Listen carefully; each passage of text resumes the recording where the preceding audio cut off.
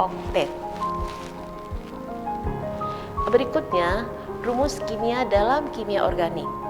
Rumus empiris menggambarkan jenis atom dan perbandingan terkecilnya dalam suatu molekul.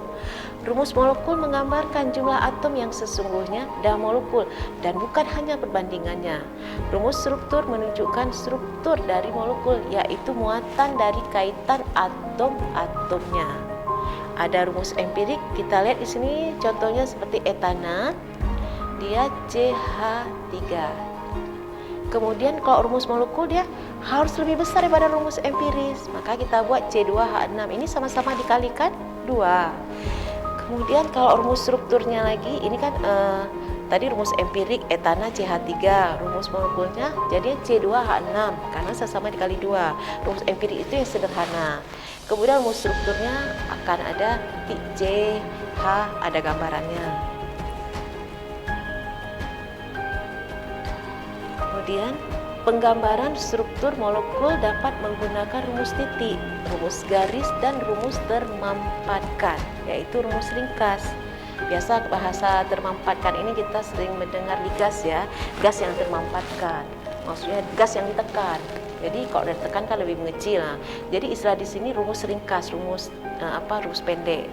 Rumus Lewis atau rumus titik jarang digunakan. Yang umumnya rumus garis atau rumus Kekule untuk setiap pasangan elektron. Pada rumus garis, sebagian atau semua garis ikatan dapat diabaikan sehingga disebut sebagai rumus yang dimanfaatkan atau rumus ringkas. Semua garis ikatan pada hidrogen dapat diabaikan sehingga hidrogen ditulis langsung oleh atom yang mengikatnya. Ya, ini menjadi ada rumusannya, rumus strukturnya nanti bisa dilihat. Dapat dimanfaatkan menjadi CH3CH3.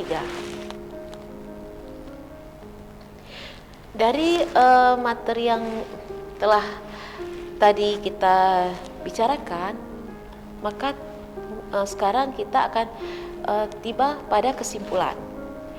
Adapun kesimpulan yang bisa kita ambil dari yang bahan tadi, materi tadi yang sudah kita pelajari adalah yang pertama, pada awal perkembangannya, kimia organik didefinisikan sebagai ilmu yang mempelajari benda-benda hidup. Tapi belakangan ini ada terjadi perubahan. Sebetulnya kimia organik ini ada juga dia ada terdapat, misalnya ada yang selain dia pelajari benda hidup lebih luas, bisa juga dibuat di laboratorium. Bahkan di luar angkasa juga sekarang bisa dijumpai kimia organik di situ.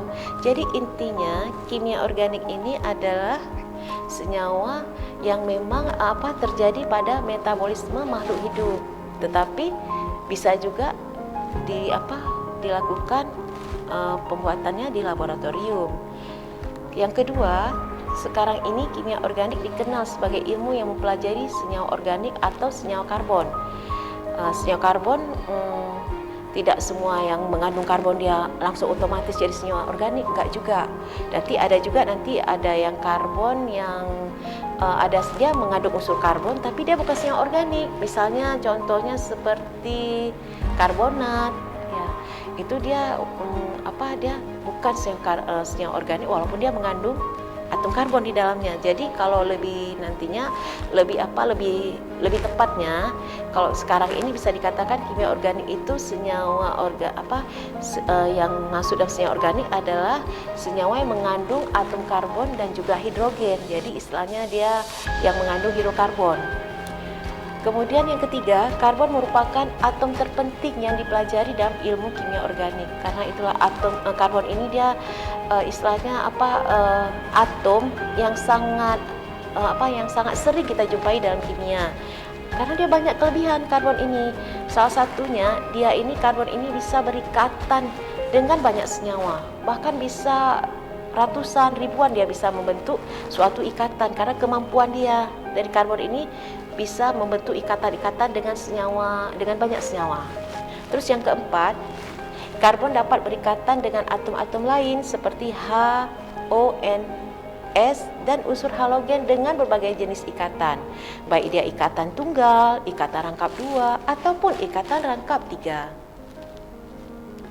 Terus yang berikutnya, kesimpulannya yang kelima, ikatan karbon dengan atom lain dapat menggunakan orbital hibrid sp3 seperti pada metana, di mana karbon mengikat 4 atom lain.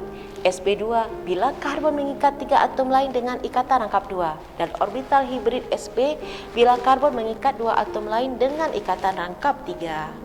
Terus yang keenam, hidrokarbon dapat memiliki rumus empiris, yaitu rumus yang menggambarkan perbandingan terkecil dari atom-atom penyusunnya. Rumus molekul menggambarkan jumlah atom yang sesungguhnya dan molekul, dan bukan hanya perbandingannya. Rumus struktur menunjukkan struktur dari molekul buatan, yaitu muatan dari kaitan atom-atomnya. Oke, jadi demikianlah dulu materi tentang kimia organik pada kesempatan ini. Insya Allah di lain kesempatan kita akan bertemu kembali. Maka saya Kusumawati STMT, saya mengucapkan terima kasih atas perhatiannya, dan insya Allah kita bertemu di lain waktu. Saya tutup dengan Assalamualaikum warahmatullahi wabarakatuh.